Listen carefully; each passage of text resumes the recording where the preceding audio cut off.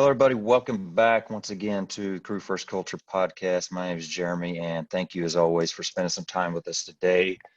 Really looking forward to another conversation today. And actually, this is a day I've been waiting for quite a while. I honestly didn't know when or if it would happen, but very excited to have our guest on today, Scott Thompson. How are you doing today, Scott? I'm doing great, Jeremy. Thank you for having me on. I very appreciate you spending some time with us today. And I feel weird calling you Scott. So Chief Scott Thompson, I feel more comfortable to say, but Scott is fine. so I'm perfectly comfortable with that. Whatever works for you. all right. So I've listened to several things that you've been on. You know, you've been on the Weekly Scrap with Corley Moore. You've been on Fit to Fight Fire podcast. And another video that I just happened to find is a interview that you had with Sons of the Flag, and I found that on YouTube. And I'm saying that just to, like a couple of the guests that I've had on in the past, I don't want to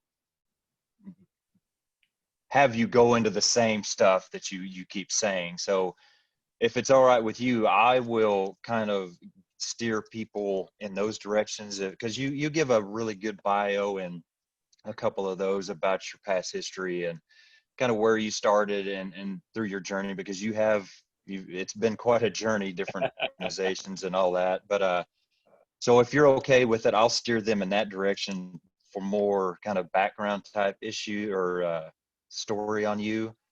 So we'll have a little bit more time to get I think into that'll whatever work. else. So go ahead and just kind of give whatever bio or that you want to give, just to let everybody know that hasn't heard of you, a little bit about yourself. Yeah, I mean, really, right now I'm with the Colony, Texas. I'm the fire chief there. I've been there 11 years. I'm about 36 years into my career. I started in Plano, Texas in the mid 80s and worked a few departments since then. But that's the important thing. The Colony is located just north of Dallas. We're surrounded by Frisco and Plano, Carrollton, and Louisville, and we're a rapidly growing city. Currently, we're 4 stations, and we're building station number 5 right now, and that'll be it for us. So we're a small suburban department located in a region that's really growing, and it's presented us with some great opportunities and challenges, and we're having a lot of fun right now. We're able to do some pretty cool things. We've got great support from our council and city leadership. So those are probably really the important things. Like you say, my past is my past, but that's where we are now. I got 2 sons on the job. One's in Dallas and one's in Arlington.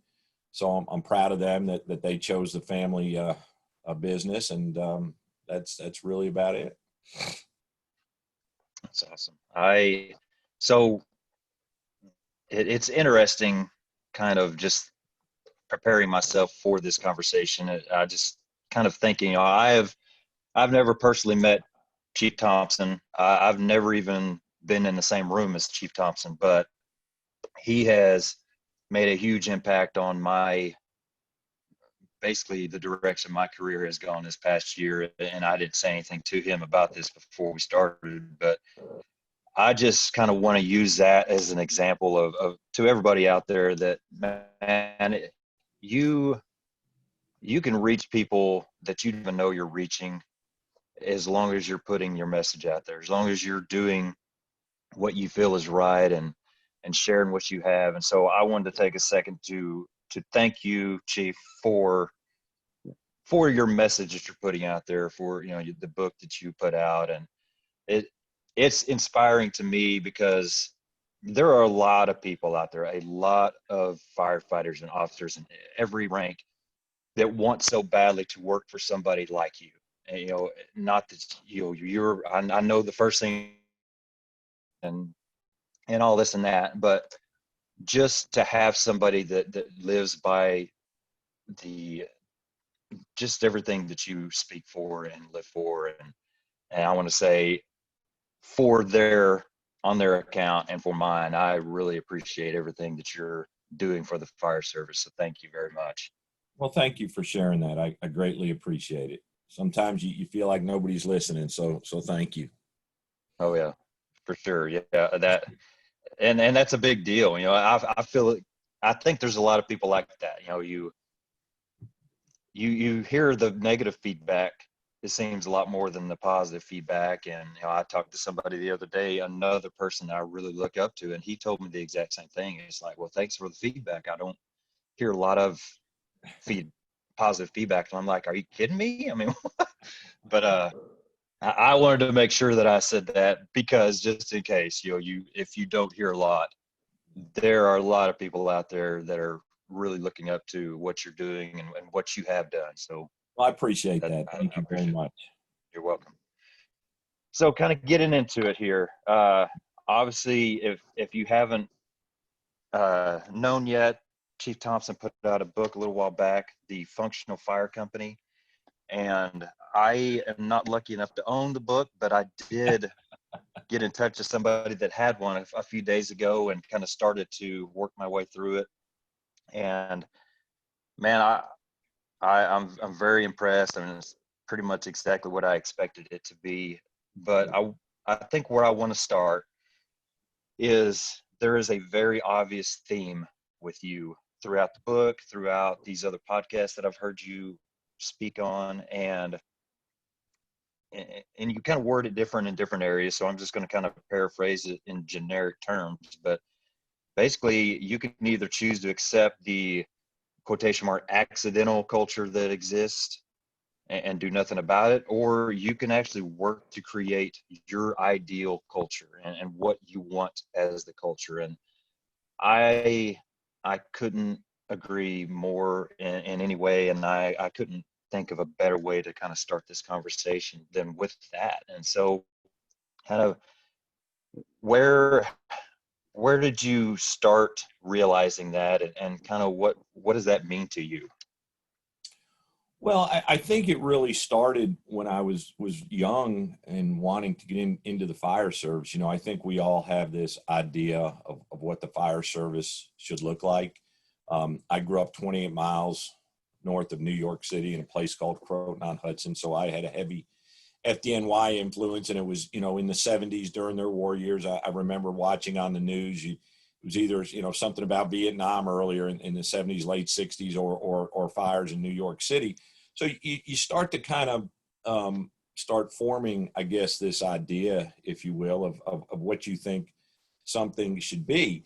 And so it probably started like that as I got into my career. I had this vision in my head of what I thought a fire department should be. And so that's kind of the basics of it. Now, I wasn't really looking at culture then, but I was really trying to identify what it was about organizations that made them special.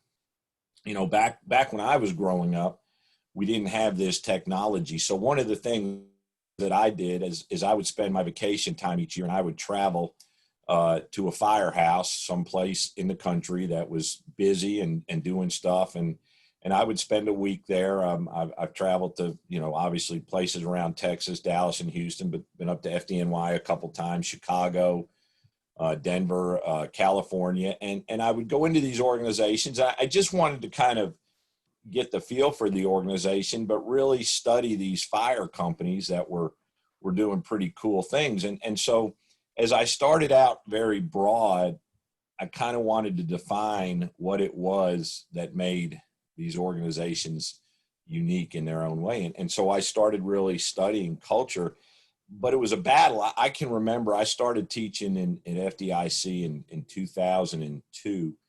And I remember probably 2005, 2006 submitting classes on culture, and they would get turned down.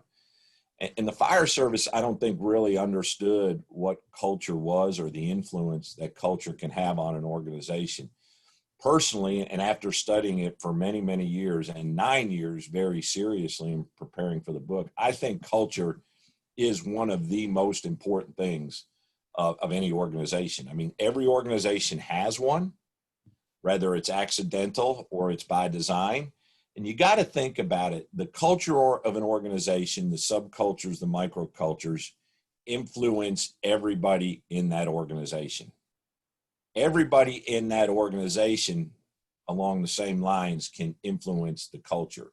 So when you really break it down, everything we really do during a tour of duty to some way or the other has a cultural influence. So it's that important. So I thought, wow, well, this is a pretty big deal. So I wanted to learn about it and then figure out how to, number one, identify it, and then look at ways to change it, and then manage that change process and try to work towards this vision that I had of a suburban fire department through the culture of the organization.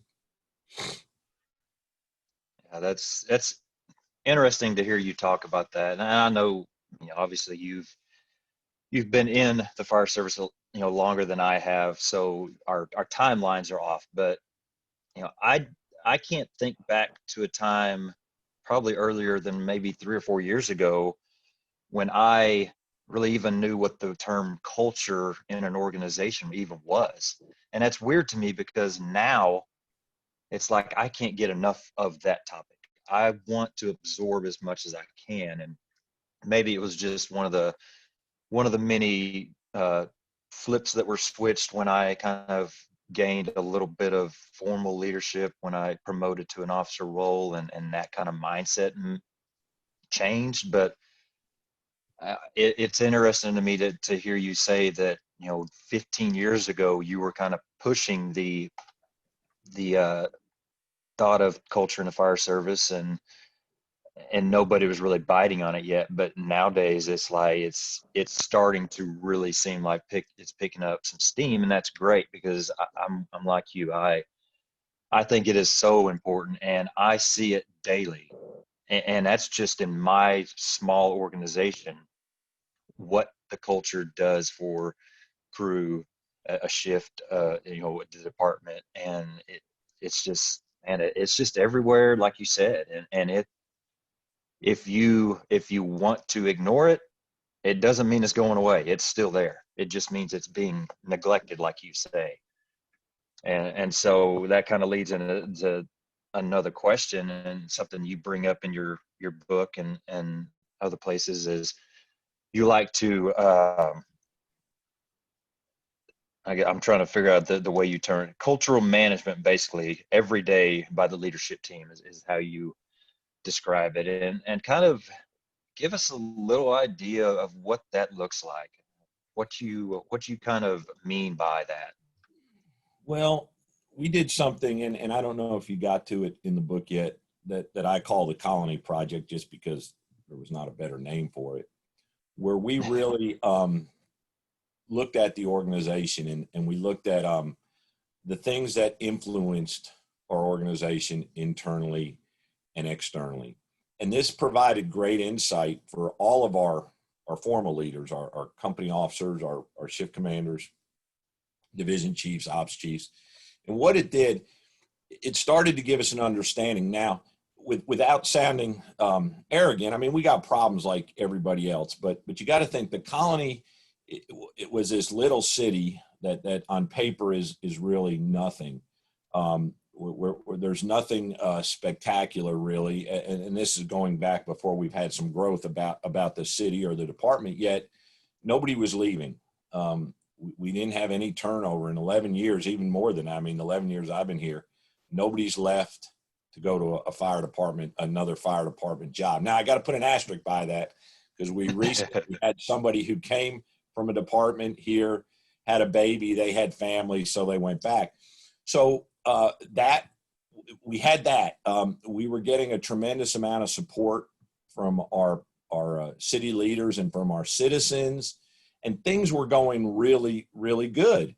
And there wasn't any real reason. I mean, we aren't the highest paid department. We didn't have the nicest equipment, and we really didn't understand why things were going the way they were. Now, in the area that I'm in, this North Texas area, it's highly competitive right now for firefighter, paramedic positions, but also cities for economic development projects. So we really wanted to understand what the type of firefighter, paramedics that we were looking for wanted in a job. what, you know, that vision I said I had in my head, we wanted to understand that because there was a certain type of person that we wanted to attract and we wanted to stay with our organization. So through that, we really were able to identify the organizational culture, the subculture, and the microcultures that existed in the organization. But we also had some tools and a process to modify those cultures to move them in a direction. We call it a chosen learning culture. And so when I say managing the culture every day is I now have insight to where I understand what the normative behavior of the organization kind of is, the morale, the climate. You know, the climate is kind of a snapshot of the culture at any given time. So I kind of know it. Like say, I've referred to it before. And back in the day, we had what we call a Holley 4-barrel carburetor, and before they had fuel injection, and I had a hot rod, so I was constantly messing with it. It was either too rich or too lean. You know, you want to get the maximum horsepower out of this big block engine, and the culture's kind of like that. So I manage it every day, and I look for signs and symptoms that tell me that things are going well, or I recognize signs and symptoms that say, hey, something's out of whack, and then I've got to work on those. Because if I don't, and these mostly are seen in morale and climate issues, if I don't address those, then it's going to impact the culture. And then, you know, overnight it can be, and I've seen it happen. I've seen organizations that for a period of time, everybody wanted to work there. And then all of a sudden, nobody wants to work there. And the only thing that changed was the chief of the department. So that person, based on their leadership and operational philosophies, changed the culture of that organization over a period of time. So I'm very, very aware of that. In my opinion, there's really nothing more important than the culture. You know, people will probably argue. So I'll say it's in the top three.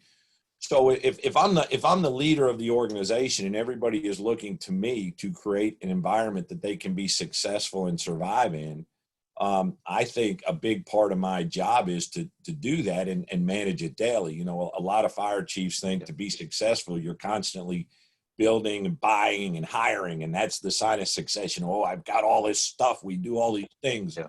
We got to, well, if you don't have a culture that allows firefighters to do the job we hired them to do and to do that well, and if you don't support a level of excellence through standards, all that stuff doesn't matter.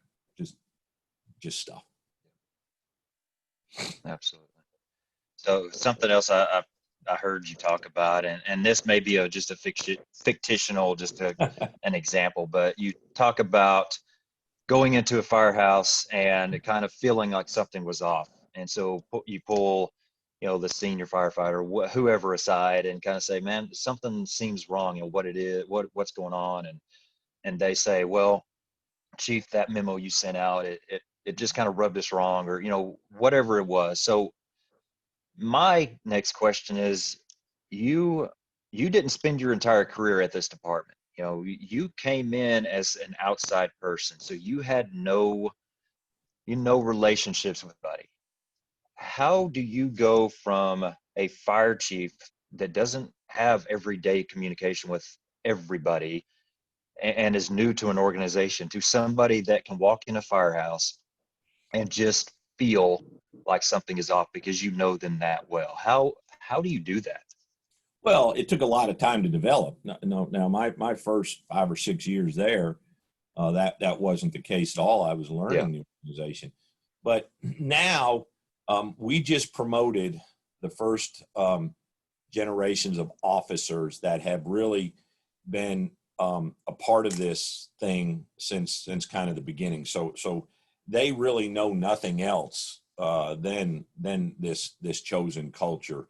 And they know the specifics of it and what we want to accomplish each day and what we want our culture to value, to be a learning culture, daily quality training and those things. So you start to hear through conversations really is the big thing, or through promotional processes or even hiring processes, you start to hear communication that is descriptive of the culture. And so you hear things being repeated, just like you kind of hit on some things. So you hear that culture being described, that chosen culture. And so that the guys and gals of the organization kind of get it. So two-way trust is very big with me. I think, and I won't get into that, that's another story, but I spent a lot of time visiting with fire chiefs and visiting with firefighters. And there was always kind of this separation of kind of trust. It was kind of us against them. So when I see signs and symptoms that maybe that trust is being compromised, or that this firehouse is not as engaged, or maybe they're just not as upbeat, or they're quiet, or some of the questions that they're asking, they're kind of fishing around here. Maybe they don't know the exact question to ask, but something's up. And so all those little things over time you kind of pick up, and every firehouse has a personality, just like every person does. And so you go and you have coffee in those fire stations, and a lot of times it's without an agenda, and you know the players there, and when they're when they're tuned up and they're doing well, and when something's just not right. And that just comes over time. But it took me many years after coming into this organization to get that sense of what that's supposed to be. And now we're growing. I mean, we've doubled in size, and we've hired a lot of people. So that's becoming a little bit more difficult now. So it's, I'm kind of having to pay a little closer attention, and I can do a much better job. We've been so busy, I'm not getting in the firehouses near as much as I'd like to, and that shouldn't be any excuse, but it's getting more and more difficult. I think we're up to the 80 plus members in operations. So it's getting a little more difficult. I'm sad to say. Yeah. No, I really like the idea of, like you said, they're coming in, drinking some coffee, no agenda, just talking. If you want to say that you want to get the true feel of where the organization is, and see how the morale and all that is, then just go in with nothing on the table, just to talk, just to meet with people, just to hang out and be a part of their world. And I think that goes a long way. And that's kind of, I had a feeling I knew the direction you were going to go with that last question of kind of how you've achieved that. And that's exactly kind of what I was looking for, is just you putting in the effort and you putting in the time to get to know people and to really build that relationship. And I get, fire chiefs I have no idea what all fire chiefs do. I know that it's a lot of stuff I don't want to do. So I respect and appreciate that. But I feel like if you're in that role, those are your people, and you have got to figure out a way to really get to know and build some relationship with them, for sure. I think you get to a point, and we're there now, and it took a long time though. And now the men and women of the organization want to protect what we have. So they're much more likely to come to me or the ops chief or their battalion chief, excuse me, and to address issues, and they want to protect. So it kind of becomes self-policing. If we get somebody who, kind of a knucklehead and starts to act up a little bit and is threatening what they want to have in their firehouse, well, they take care of that now. And it's very rare that I have to get involved or the ops chief has to get involved. They just take care of it because they know what the other side can look like. And so when you get to that point, then a lot of really, really cool things happen. Yeah. No, I think that right there is a true sign of what the culture is. Culture is not what we're doing when the captain is at the station, but when he takes off, we do something else. Like you just said, it's what we do. It's who we are. It's who we want. It's what we want. And that right there tells you exactly where you're at. If you're asking where the culture is, if you have people fighting for that way of life, as the crew or the department, that's a good measure of how you're doing. I guarantee you. And a big part of it is understanding something. what culture is. I don't think a lot of the fire service really understands Yeah, what culture is. And I've had recently yeah. fire chiefs tell me at a conference here in Texas, I did a little presentation, and one of them comes and goes, that culture stuff's a lot of hocus pocus. And I'm kind of looking at him and go, I bet you have a lot of turnover. Oh yeah, but it's other stuff. It's, it's money and it's this and that. And so a lot of people, I think that's really the place to start. Like you say, it's assumptions. It's how we get things done. It's our rituals. It's our routines. It's a lot of things. So a big part of this whole culture formula is understanding what culture is, and then the levels of culture that exist in your organization. Something I find really interesting, a little kind of area in your book. You go into, so climate of an organization is the attitude, the morale is the mood, and the culture is the personality. And man, I really like that analogy because you're basically saying that the organization, the department, the crew, whatever particular group you're discussing this with, it's a living thing. And you have that climate that's the attitude. You have that morale that's the mood, whether it's good or bad. And you have that culture, which is literally the personality of that department, of that crew. And I really love that analogy because, like you just said, there's a lot of people that don't understand what that even means. And so when you put it in that terms, it's really easy to see that you can greatly affect an organization by changing the attitude a little bit, changing the mood a little bit, changing the personnel a little bit, and those move into those other categories of what they really are. And I really like that. Is that kind of your thinking as well on that? It is, but what I think is maybe more important is when you break it down like that, then every member of the organization can kind of see that they can have an influence.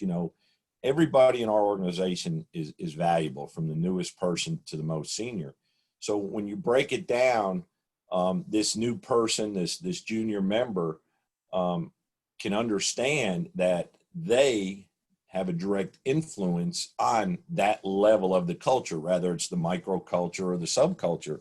So then they can kind of start focusing on maybe some things that they're doing, or how they're communicating, or how they're interacting, and start to see some return on that. And I think that's where it pays tremendous dividends, is that's how people start to take ownership of the culture, and feel like they can have input as to what that looks like. Yeah. So playing right off of what you're talking about, it's, like I told you before we started recording, I kind of jotted down some notes. I have no idea how far we'll get into it, however much time you got, but that's exactly kind of the direction of one of my notes is that ownership. And so I've heard you talk about you allow the stations to have their own kind of designs of hats and jackets, and just that ownership and personalization of that stuff to build crew and station and firehouse pride and all that. And you guys go to the leather helmets and just some different things like that. Man, I think I think that's so big, and I think it's such a thing. Yeah, okay, some of this stuff might cost some money, but in the big picture, we're talking about a little bit of money to make a huge difference in morale and pride and ownership and all that. And I I love that. I wish that there was more of that. And so kind of going off that, is that something that you kind of brought in, or was that already there? Well, I don't know. I wouldn't say I brought it in. And I want to say, we don't make our our guys and gals wear leather helmets. We give them that option, and I just want to Yeah. make that clear. We make that.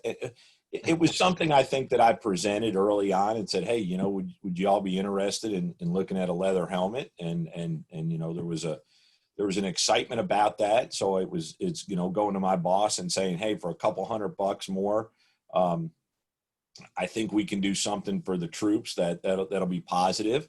We're going to have a lot of negatives, so let's take advantage of a positive. And so I don't remember exactly how it came in. And then, when you start doing that, then you'll have a company come to you with a company logo, and you got a decision at that point. If a crew has taken the time to sit down and design what represents them, and then they've spent their own money, they found a vendor to draw it all up and the colors, and they've talked to the other shifts, and they got to a point that says, hey, this is us.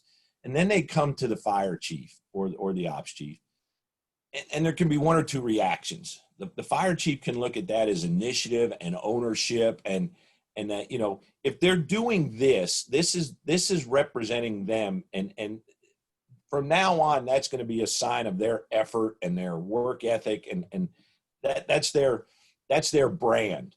So you can play off of that and say, hey, this is cool that you want to do this, or you can shut it down and look for all the reasons why it's too aggressive, or you're going to assume that these people are going to be upset about it, and they're going to go back and they're going to throw it in the trash, and they're never going to talk about it again, and that's gone.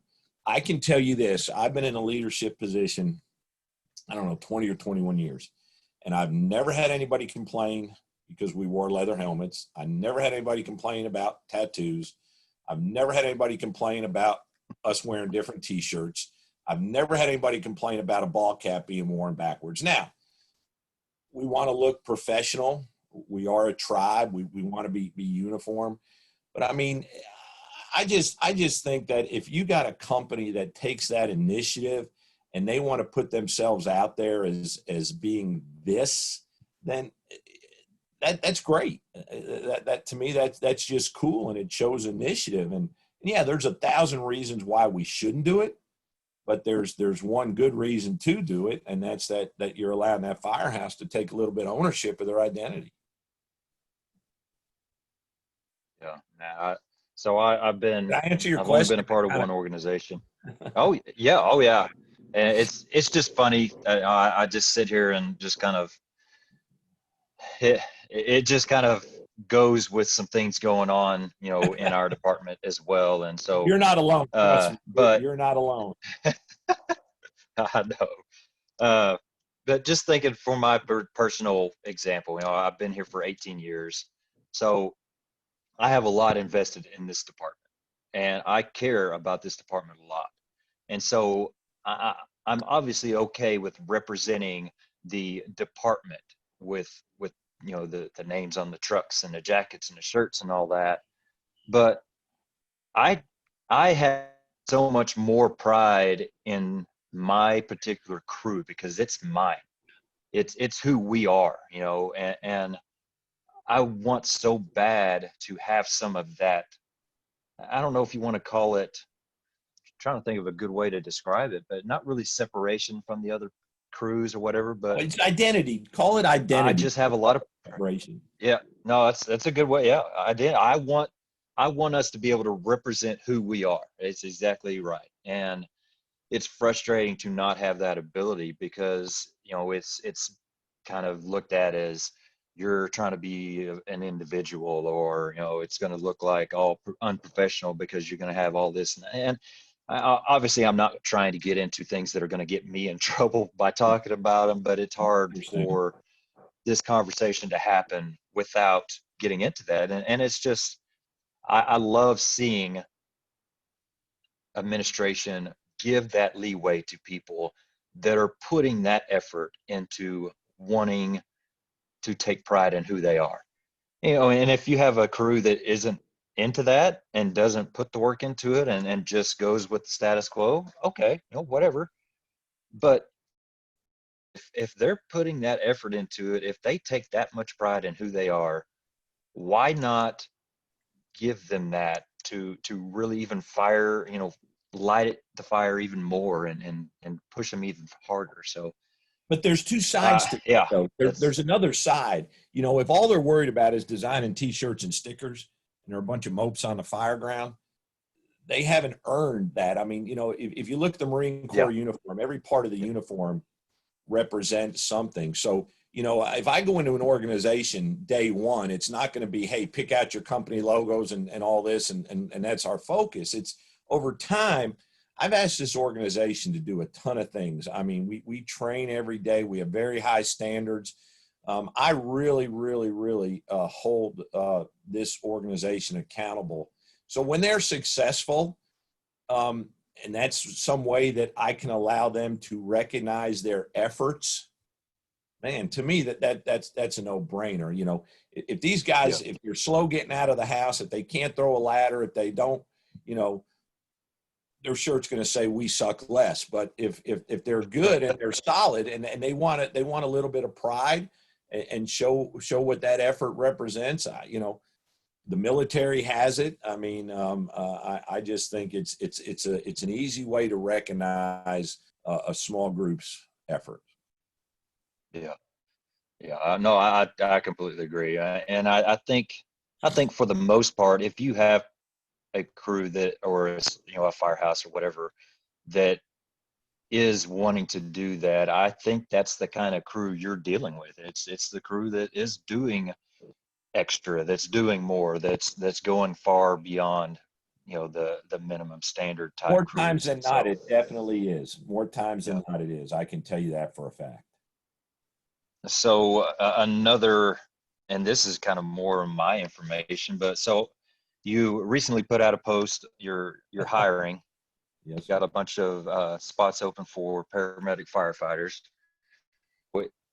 I'll put that plug out for you if somebody's listening that hadn't seen the post.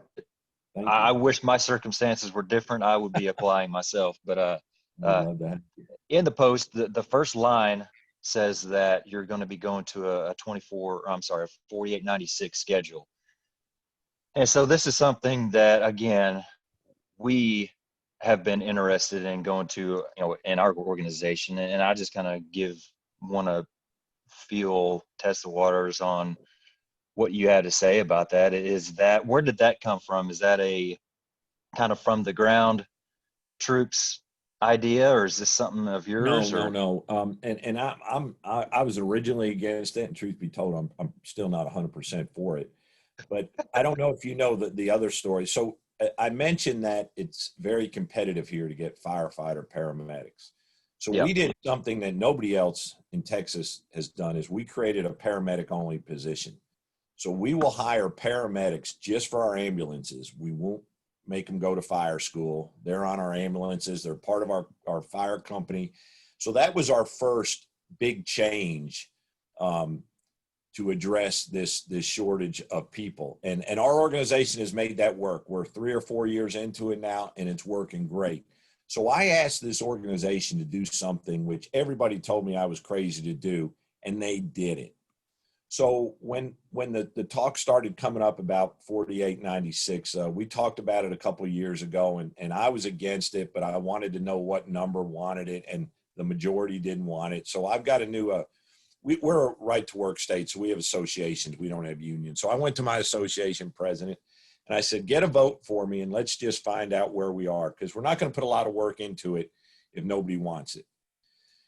And about 72 members wanted it, so we really started to dig deep in it. Like I say, a matter of fact, up until the morning that I made the decision to do it, I was against it. And I could have went either way that day. I put a tremendous amount of thought into this and a lot of homework. But I believe that the organization is mature enough and committed enough to manage it. I felt like this is another thing that we can do to be competitive for firefighter paramedics against other departments that pay more than we do and have cooler stuff than we do. But I guess the thing that really caused me to pull the trigger is I believe wholeheartedly every organization, certainly in this area, in the North Texas area, will have to look at this in the next 3 to 5 years if they hope to attract good people. So it was either do it now or do it later. We're getting ready to hire for a fire station. So let's pull the trigger now. You know, everybody who does it that I've talked to likes it. I have some concerns as a fire chief, I'll be honest. There's some safety concerns, or, you know, there's things regarding sleep study and mental health. But Yeah. we decided to do it, and it was, you know, everybody says, well, there's no benefit to the city. It's only a benefit to your members. Well, we can say that every time we give them a pay raise. When our guys Yeah. and gals get a pay raise, there's no benefit to the city. It's a benefit to them. And I don't know what's wrong with giving our members something. I mean, we ask a lot out of them. Yeah. It's okay. So yeah, this is 100%. But if they're more engaged and they have less stress in their life because they're not driving as much and they're sleeping better, we're going to see that when we go out and serve our citizens, I believe. And I could be wrong. I mean, we're going to look at this, but that's kind of how we got there. A lot of research, a lot of asking questions, and you know, a little bit of faith, just saying, hey, I believe our organization can make this work. And that's how we kind of got there. We're not going till January, but everybody, my bosses support it, so it's going to happen. Good deal. So I guess the next kind of question I have for you, and I brought this up to you last night just to kind of let you have a little head or idea of that I was going to ask for, but somewhere I heard you talk about the importance of learning about how people learn and human nature.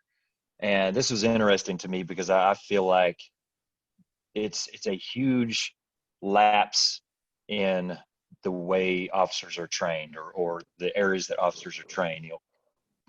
You get lots of tactics and you get lots of, radio and all this stuff, but dealing with humans, which is what we do 24 hours that we're working, is just not dealt with. It's a on the job training type thing. And so what are some resources that you can give us, or things that we can go to learn about human nature and kind of the science behind how people learn? Well, to make it more specific, I've been doing a lot of research on the science of performance, because what we do is we perform. And I say this, and I've said it often, if we want to be viewed as professionals and compensated as professionals and held at that level, we have got to prepare ourselves mentally, physically, mechanically, and procedurally to compete with fire, rescue, and emergency medical problems on a professional level. Now, that means an elite level, better than anybody else.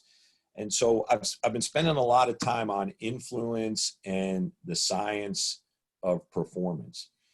And if you look at the military, if you look at sports teams, the fire service seems to be the only ones that don't get it. Everybody should be able to do everything really, really well. And we know that doesn't work. And if I would have said to you, if we would have been doing this last year and talked about a movement to defund the police, you would have thought I was crazy. Yet that's our reality. So the fire department is the next biggest piece of the pie. And I don't think it's beyond anybody's realm of possibilities to say, hey, we're going to talk about defunding the fire department next. So by understanding human nature, what motivates people, what demotivates people, what people want short-term, what they want long-term, what their values are and their goals, we can kind of work with that to build teams, fire companies that are I believe are going to be high performers. They're going to compete with those problems at a professional level, which is an elite level, right? That's what some people think professionalism is just about pay. It's to me, it's about performance.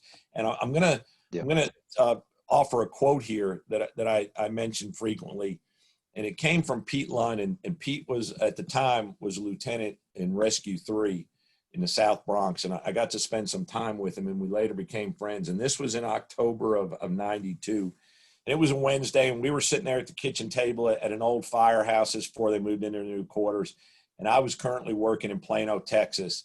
And I remember looking at Pete and going, man, what am I doing here? What is this kid from Plano doing here? And he stopped me. He said, Scott, he said, you have every opportunity to be a firefighter at the highest level in Plano, Texas, as I do in the South Bronx. It's just going to look a little different.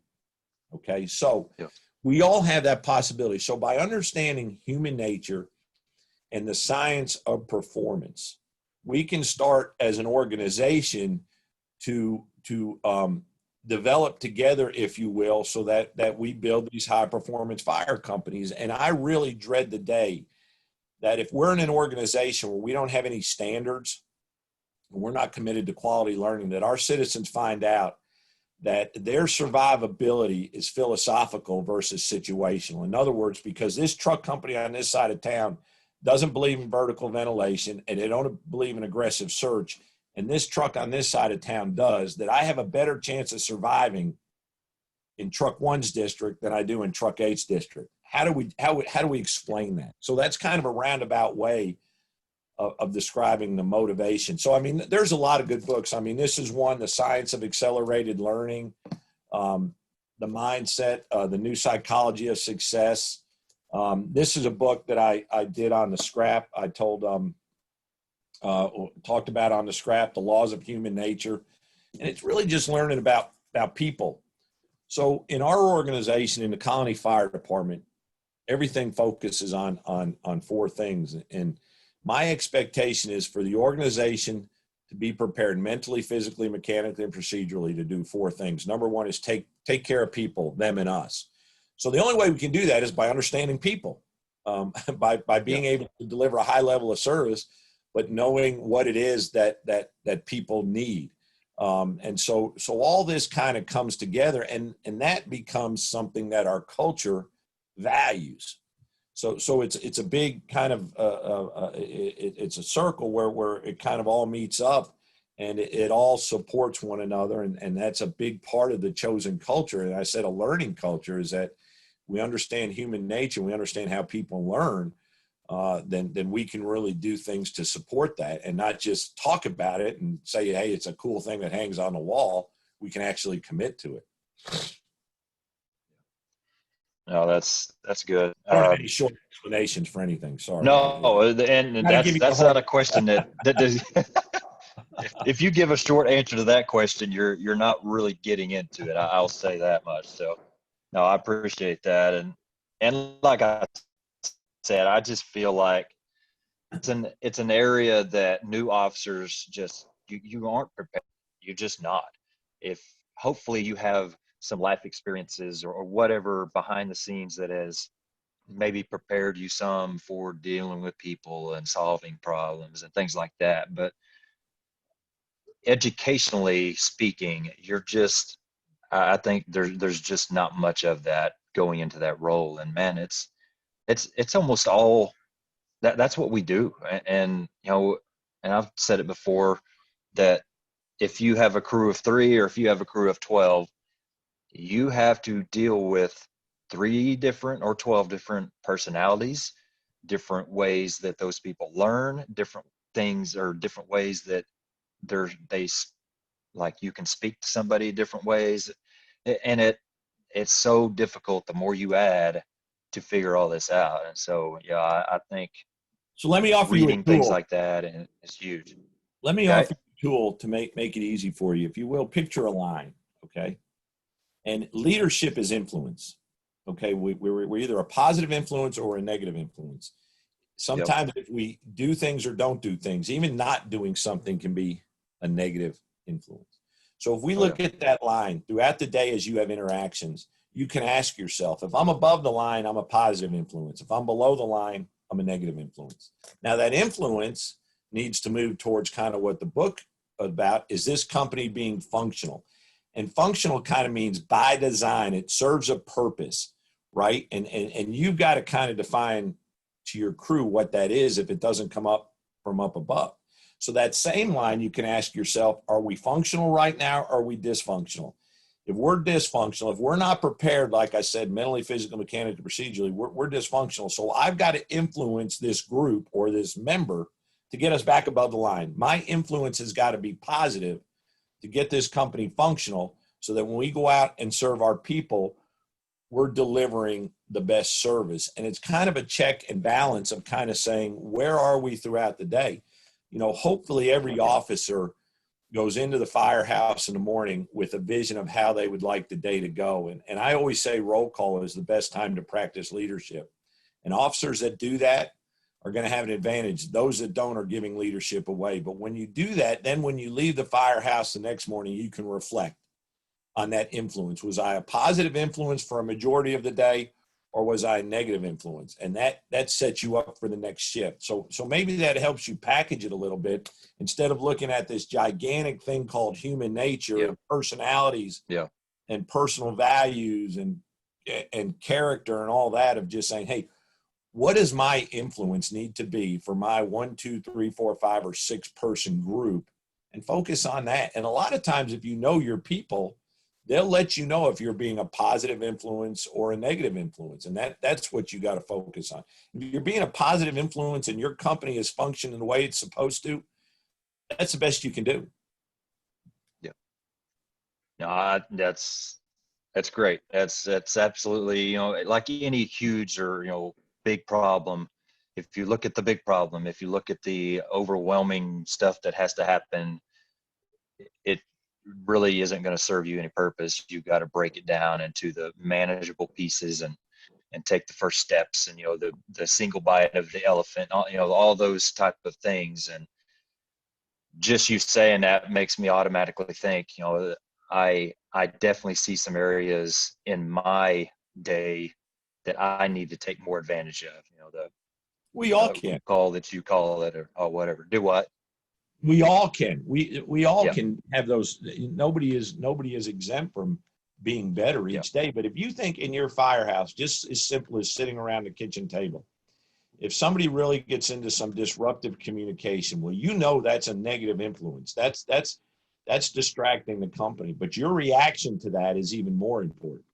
If you allow it to happen, then you're becoming part of that negative influence. Now, if you step in to correct that, the guys may not like you for it.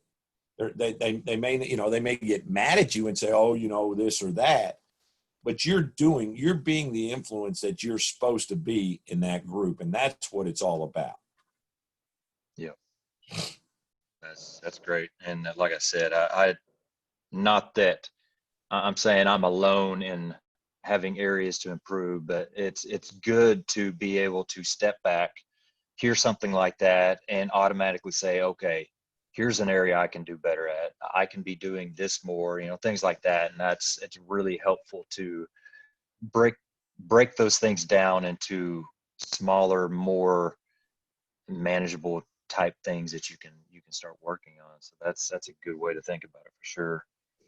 You another kind of quote, I guess you call it, in the book, and this is something that it's literally a part of my message. It's a part of my, I don't know what you want to call it, but to me, it's why I'm a leader. And you say that, you're asking the question, are you positioning your company officers, or if you're a company officer, if you're positioning your firefighters in a place for success or failure? And like I said, that if you ask me what a leader is, or why I do it, that's my answer. It's I'm doing this so that I can, to my best ability, put my guys and girls in the best possible place to succeed. And that's, I like seeing you say the same thing, because I feel that's so important. I'm going to challenge you a minute, though, and maybe you've done this, but most that I ask this to not. To buy into that, though, you've got to really define what success looks like at the fire company level.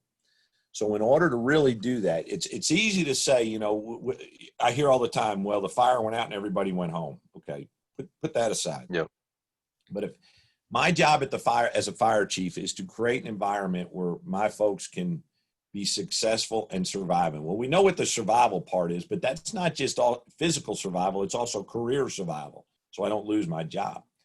But really, what does success at the fire company level look like? And so if you really define that, and you take the time to say, hey, I'm an engine company, I'm in a truck company, or I'm in a firehouse with both, this is what success looks like, then your message of success, you're continually communicating what that is. A lot of fire chiefs get in trouble because they're the head of this organization and they don't have a vision and they don't know what success looks like. And I don't know how you lead from day to day. I don't know how you are that positive influence if you don't know what you're working towards. It's kind of like a standard. If you don't have standards, what are you training towards? What are you measuring by? What are you evaluating by? It's kind of the equivalent of organizational leadership freelancing. So that's important. And one of the things that all leaders can do is take the time to define what success looks like, and from that, create a vision of success. And I think that's the best time that any new officer or existing officer can really do to invest in their people. Because without that, how do you know if you're truly positioning them for success and survival?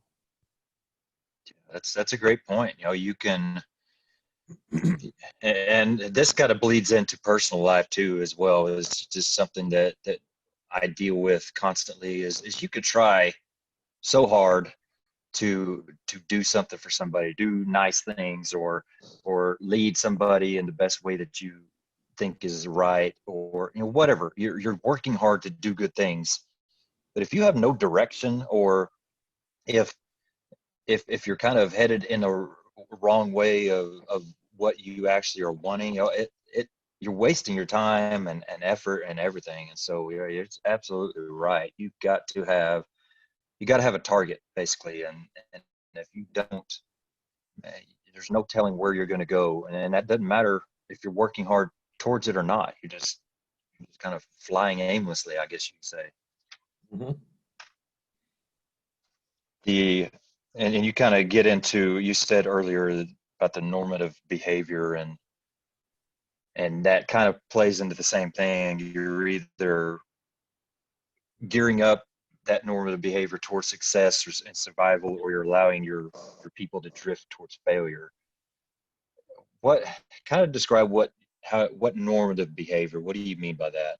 Well, society has normative behavior, right? Right now, with everything going on in our country, I don't know what normative behavior really is anymore. But it used to be, it used to be pretty obvious.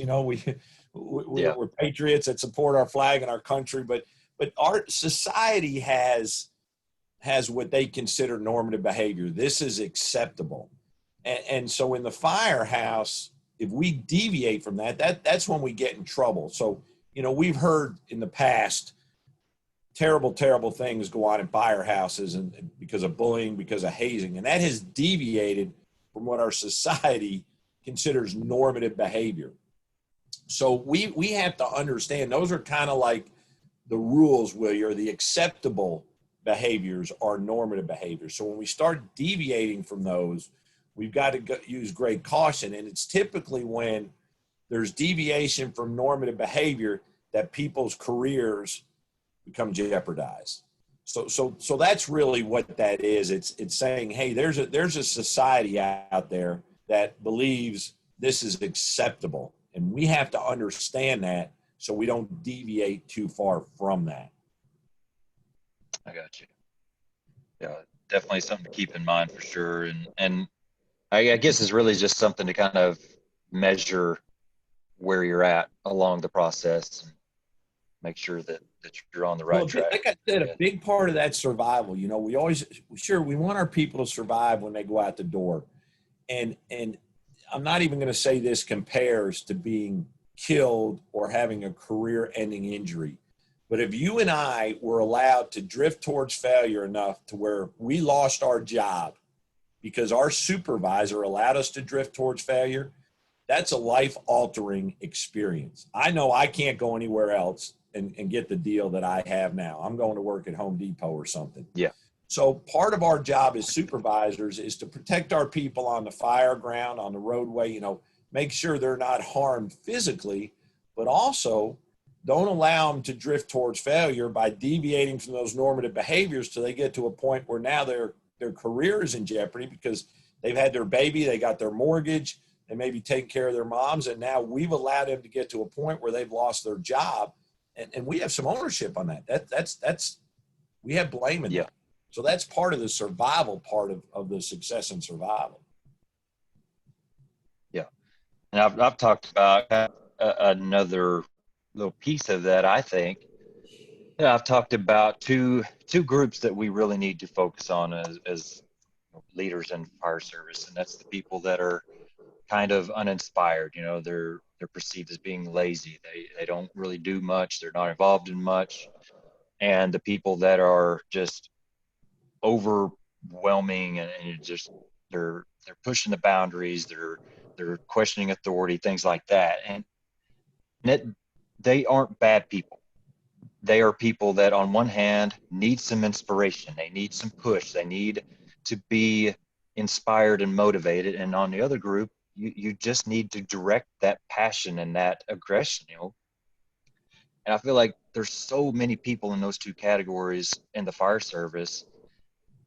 And if we start tapping into those, the exponential growth and the good things that will come out of that are just, it's innumerable, I would say. And I think that kind of goes in the same area, that we just got to start reaching these people and helping these people.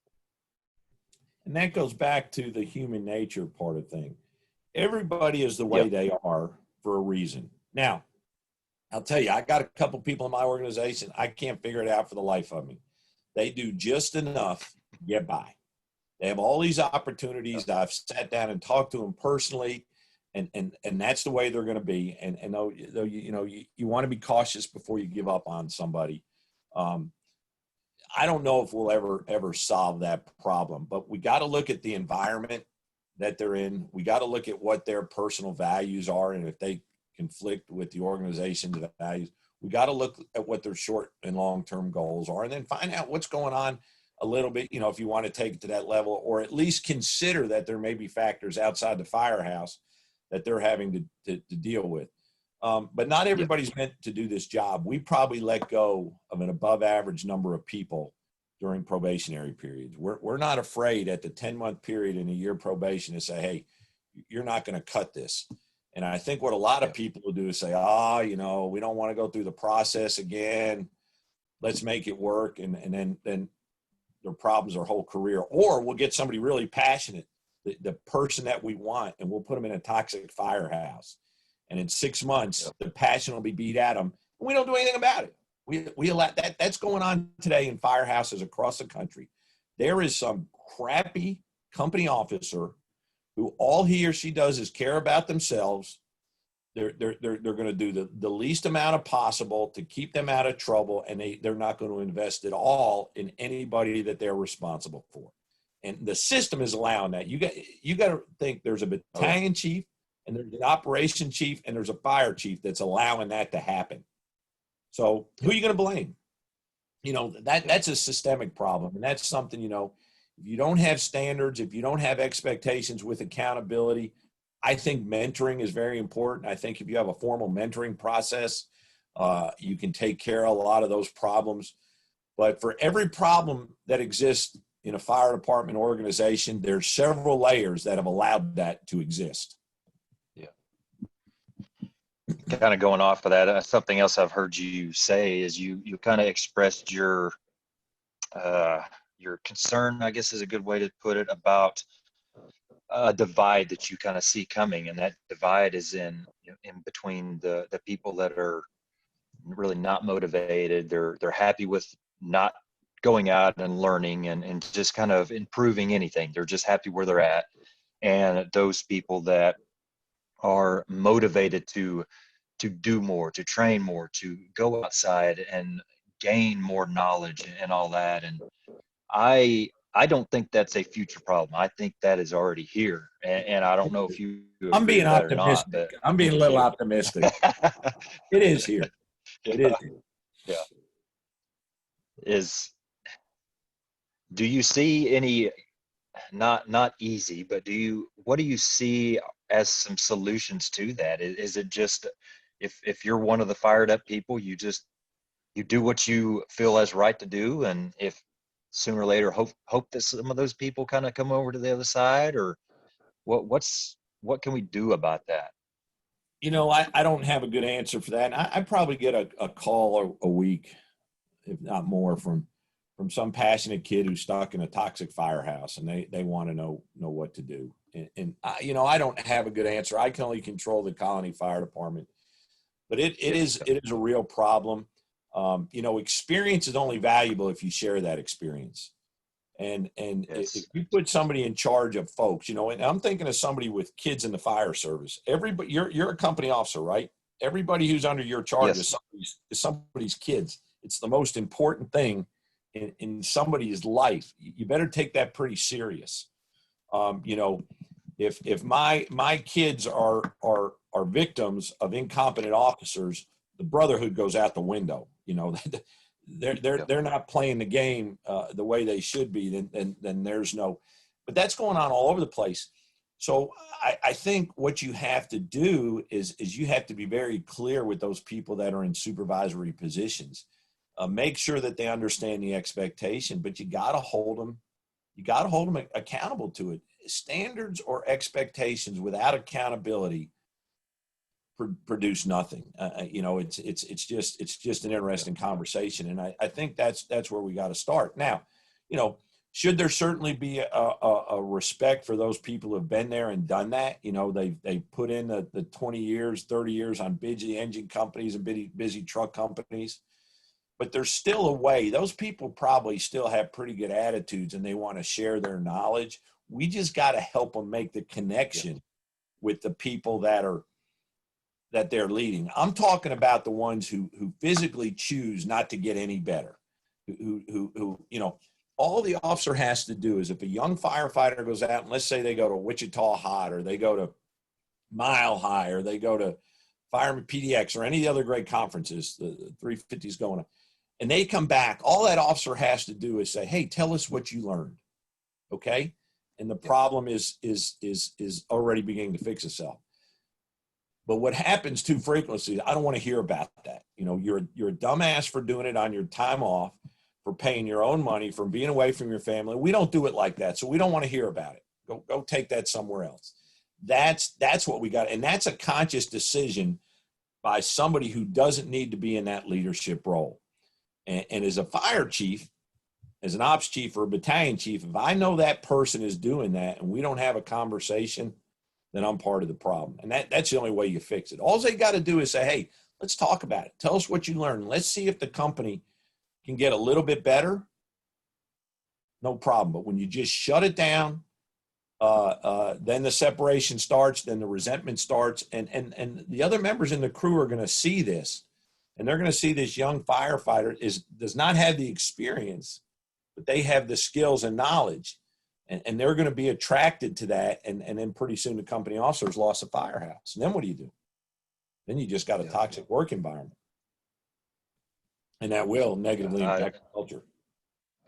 Absolutely. And I think that's probably one of the biggest disappointments that I would say is going on in the fire service right now is, you know, you have those people that love the job, that are passionate about the job, wanting to do great things for the fire service and for their department and for their crew, and spending their own money, spending their own time to do things like that and try to bring it back. And it's just completely shot down or just not utilized, or like you said, that's not how we do it, you know, blah, blah, blah, whatever it is. And Matt, you are really wasting an opportunity to push your department farther and farther and to grow and to really get to another level by tapping into those people and all that. And it's sad It takes time. You got to implement it, and you got to be patient, because some people are just going to have to do their time and leave. But as you promote new officers,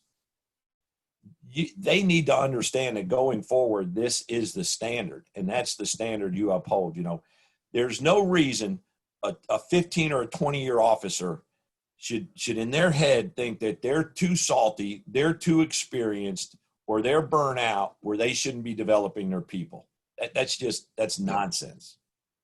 Yeah. So you got to start with the group of officers and say, this is what we want to be 5 years from now or 10 years from now. We'll let these people kind of exist, and we'll work with them, and we'll do the best we can and get them to the end of the career. But going forward, this is how we're going to be. And you got to start someplace, and you got to be patient. It's not going to happen overnight. Oh yeah. You know, I always say it takes 18 to 24 months. Whenever I've imposed a culture modification or a culture modification action step, it takes about 18 to 24 months before you see that embraced or valued by the culture. Yeah, I agree with that. I haven't been an officer long enough to give it a timeline like that, because I'm still young enough to where almost every day I go, or not young in the position of that, pretty much every day I come on shift, I look back and think, gosh, I didn't know anything a year ago about being an officer. I didn't know anything 6 months ago. You know, last shift, I learned something that I didn't know that I wish I would have known. You know, it's always like, gosh, how did I survive 2 years ago as an officer? Because I feel Oh, like I knew nothing, absolutely nothing. So it, I love learning. I love tapping into those, like these, you know, these firefighters that we're talking about, because I just enjoy growing and learning and kind of branching out. but I not feel like everybody it's shares very that. We important. know that. You know, we know that. No, and yeah, absolutely. And that's something that you've been very, uh, very vocal about that you do. You know, you send people to, like you said, these conferences, the Water on the Fire, the Wichita Hot, you know, all of these places that are awesome, awesome conferences. And I'm trying to think of the best way to word this, but do you think that a department can truly grow, can truly succeed if they are completely against outside education, against sending people places, against, you know, bringing these ideas in? Do you think an organization can go anywhere if that's the mindset that they have? I'm not going to, you know, nothing is impossible. I don't know how you do it. I'm sure some have been successful. Now, I can tell you from personal experiences, when I researched the book, I looked at about 400 suburban organizations, and I looked at their training, their commitment to training, their mentoring processes, kind of all those things. Um, and I broke them down into categories. I mean, again, I'm going to go back to the success question. It depends what you and I define success as. You know, Yeah. if the standard is when the tones go off, the trucks roll out the door under however many seconds, and they got on scene in however many minutes, and a citizen doesn't complain and nobody gets hurt. If everybody goes home and the fire went out as the only standard, sure, yeah, you can do that. Yeah. But if you know, our budgets are going up every year, our citizens are demanding more. If you want to say you're competing at a professional level, absolutely not. You know, pros go to hitting coaches and, you know, batting coaches and quarterback coaches, and they, you know, Tiger Woods even goes to you know, somebody helps him with his swing. If we don't have that, there's three types of practice. There's naive practice, purposeful practice, and deliberate practice. And naive practice is doing the same thing over and over again, thinking you're going to get better. Science says that doesn't happen. Purposeful practice is where you're doing something, somebody's demonstrated, you're doing it, and you're getting immediate feedback. Yes, that's right. No, that's wrong. Let's do it again. So that's some level. So somebody's got to know what that looks like. Deliberate practice is when during your training, your drilling, you move outside your comfort zone. So if those things are happening, if when you go out to drill, there's somebody there who's pushing you to be better, then yeah, you probably can. But the science is probably going to say that there's not that person in the organization because you've been in a bubble. So, you know, again, it's where is that influence? It's all about the influence. You know, the organization, if you don't send anybody out, the organization's only going to be as smart as the smartest person in the organization. Absolutely.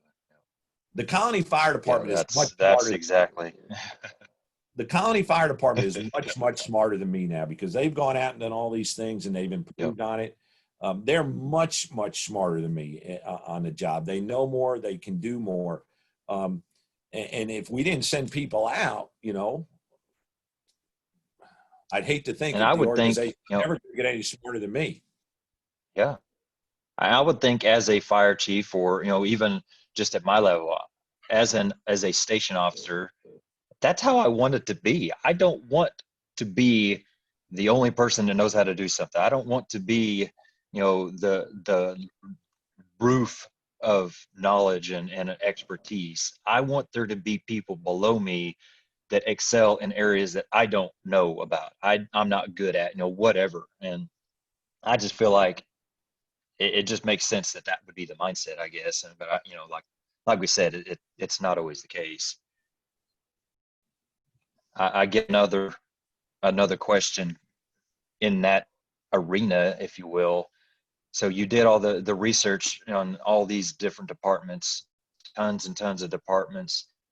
For those particular departments that are kind of closed off to that outside influence and outside knowledge, do you have any idea kind of what drives that? Why that's the case? Well, I mean, and I'm not saying this, I don't know a positive way to say this. Most of the organizations I found that are like that, the chief has come from within. So you've promoted from within, and there's no motivation. They're saying, hey, why fix it if it ain't broken? We've always done it that way. So they're just going to continue doing the same thing again and again and again and again. If you're not bringing anybody in, so that's one reason. I think another reason, some will say it's money. We just don't have the money, but you can sit down at a computer and be exposed to a world, of technology. If you just look at the UL stuff, regardless if you agree with the science or not, if it causes you to form an opinion for or against, that's learning. So there's really not an excuse not to. I really don't know the reasons. I know there are departments that don't like to expose themselves because they know they lack in skills, and they don't want to put themselves out there because they don't, they got this great curb appeal. They got these beautiful firehouses and nice fire trucks, and they look like they got their act together. But once they roll out the door, it's a shit show. And they don't want to expose their weaknesses. I know there's a part of that. I don't know what percentage it is. So I'm only assuming those things. But there's certainly the majority of the organizations out there would fall under that. They don't have standards. They don't have accountability. And they just kind of survive instead of thrive. And I think that's the key word. A lot of organizations can survive. What we're talking about is creating an organization or a fire company that thrives, because it is a living thing. And we're creating an environment where it can grow and reach its full potential. And I think that's what our citizens want. They're going to invest if the citizens give us $1.2 million for a new tower ladder, they want to get $1.2 million worth of tower ladder firefighting capability out of that. What a lot of us do is we ask for that 1.2 million, and we only give $100,000 return on that truck because we don't know how to use it. And that's unsustainable. Yeah. No, I think that's a great point to make. The question I asked, thrive, maybe substituting the word succeed for thriving. I think that's a better way to look at it. What are you doing to really allow your department to thrive? That's a good question to spend some time thinking about for any level. What am I doing as a station officer to help my crew thrive?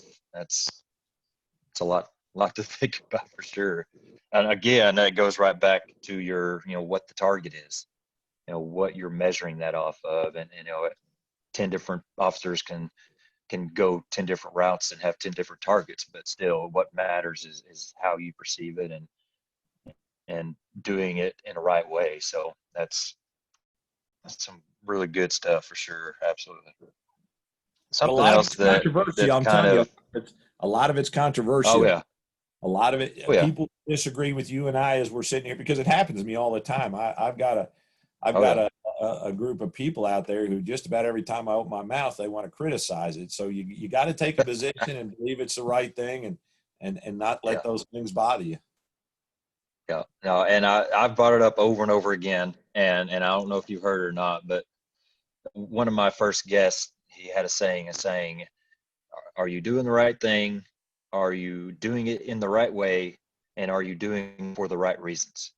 And if you can answer those three questions, yes, then I don't know what to tell you. If you have a problem with anything that, I'm doing and I answer yes to those three questions, sorry, but I don't feel sorry, not sorry type answer. You know what I mean? Yep. No, And I so you agree. just got to go off of that.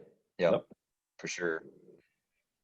Uh, just a couple more questions. I want to respect your time. I know we've been on a little while, but That's why I want to I've do it on really enjoyed. Friday. It's a good day. So Friday's a good day. Perfect. Uh, Something else that I have kind of started really putting a priority on is, like I said, I'm a station officer. Just kind of historically, I feel like our station officers haven't really been involved in the task level stuff as far as training. We don't do it on scene, so we don't do it in training. We'll have hose deployment and hose advancement stuff, and we'll just kind of sit back and let the firefighters do it because that's who's doing it. But I've really adopted the mindset of putting a priority on involving myself in that, because I feel like it's so important for me to not only let my people see me mess up and be okay with it so that they know they can, but also I want to know that stuff so that I can teach my newer individuals that may be coming on. And so I know you've kind of spoken on the importance of officers being involved in training. Is that kind of your mindset too, or do you have some other thoughts as far as that?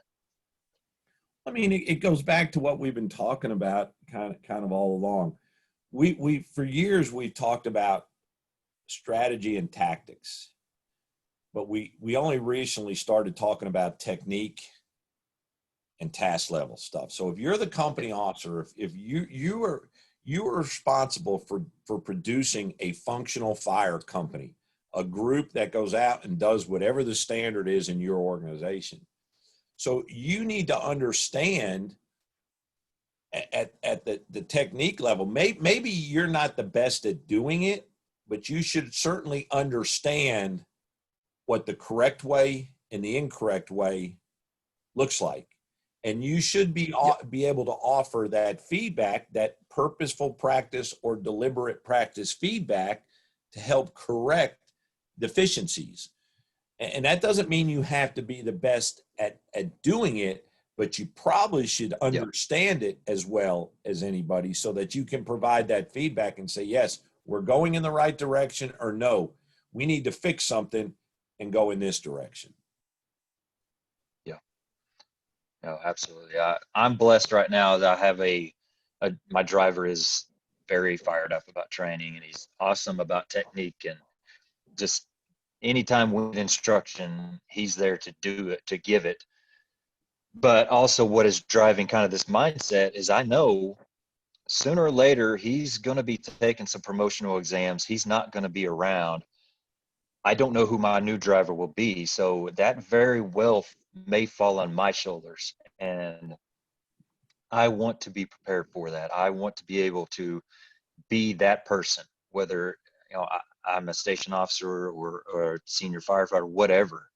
I want to be able to pass. And it goes back to something you said earlier. And I thought it was an awesome quote is experience is only valuable if you share that experience. And man, that speaks right to what I'm talking about and just my whole message.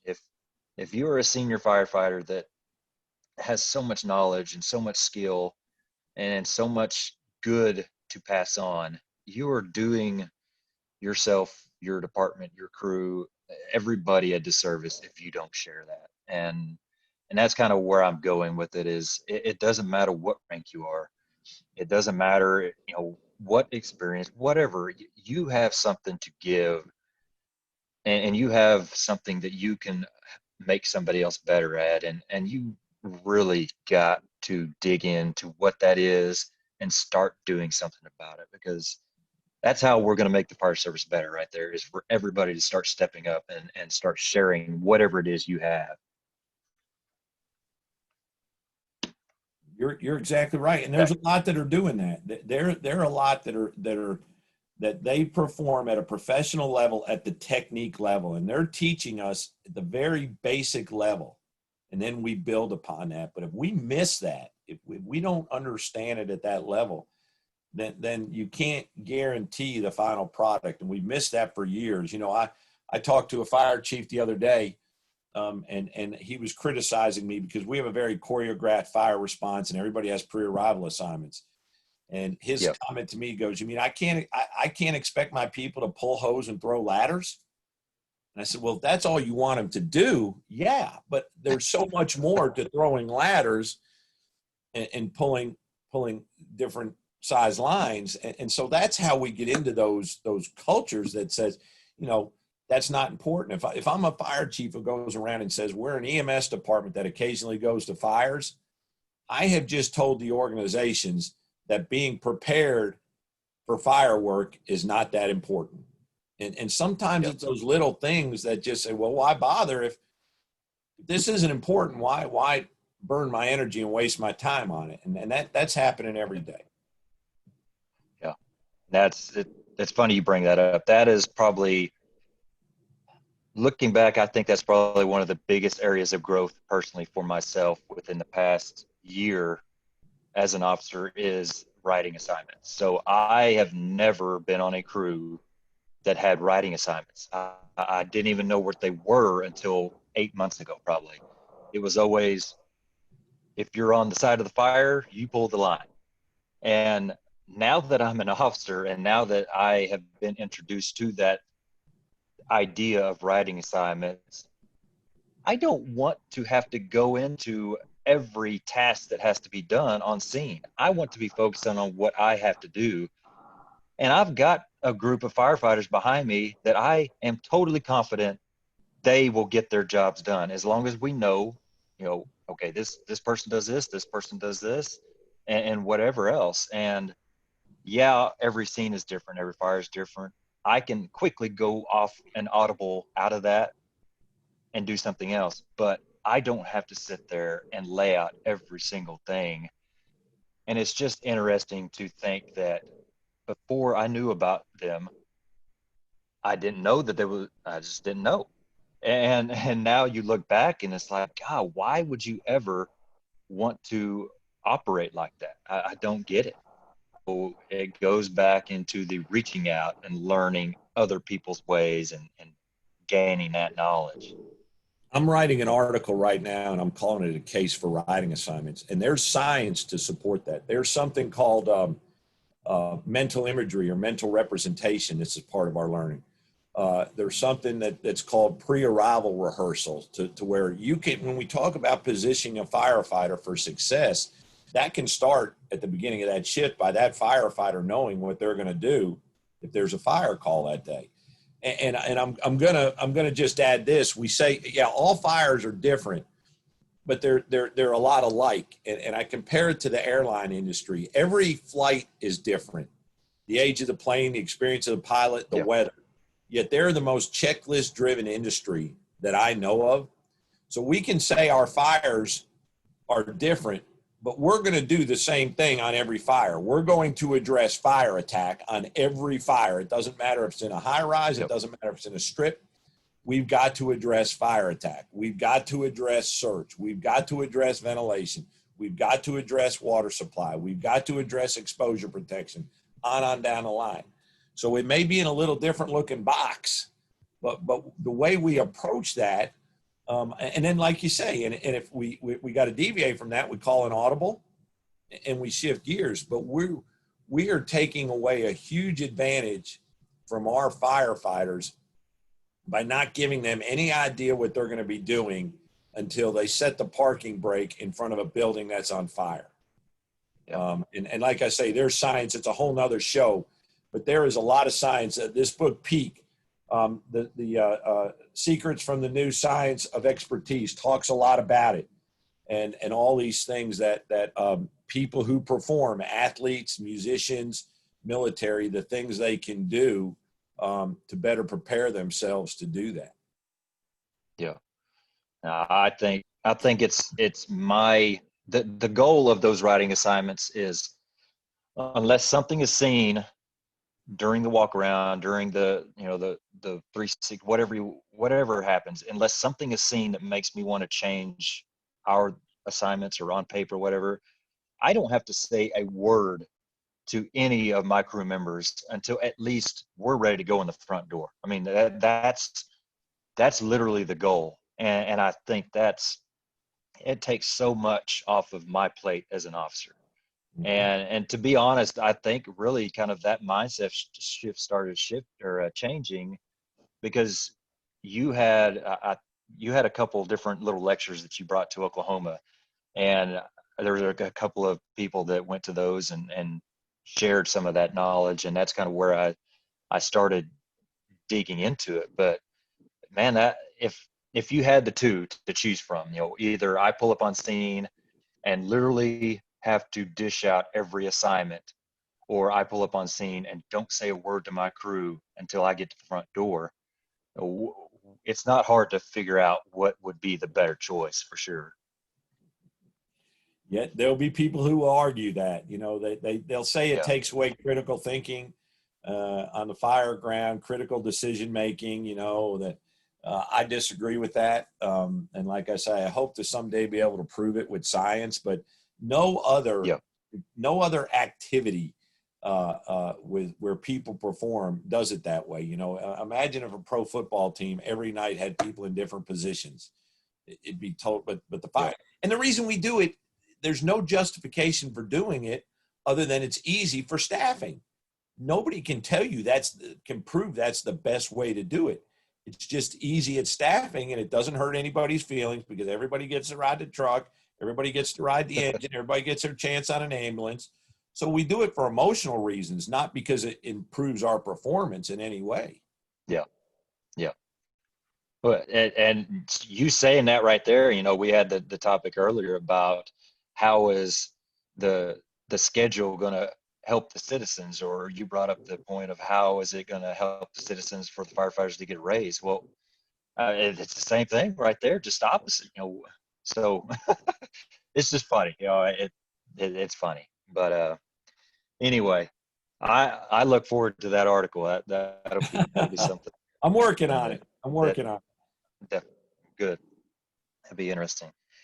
Well, Chief, I think that I've pretty much exhausted my notes, man. I had a great time. I learned a lot from you for sure, and can't wait to put it out and get some other people involved in some of this learning as well. Is there anything else that you'd like to touch on or talk about before we kind of wrap it up? No, thank you for letting us get into the weeds. I think we got deep on some stuff, and that's usually missing in podcasts. We just kind of do a gloss over. So thanks for taking the time. But no, just keep doing what you're doing and getting the message out, and understand that, there's going to be people that disagree with a lot of what we say, and you're going to hear about that. But that's part of the process. I said in the beginning of the book, if somebody takes the contents of that book and improves on it, then I'll know the book was a success.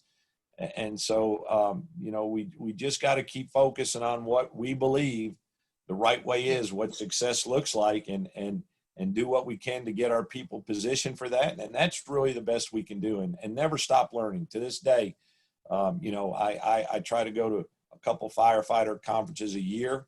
I'm not pulling hose anymore. I'm not throwing ladders, but I want to understand who is influencing my people and the things that they're learning and what they're hearing, so that I know that I can talk to them about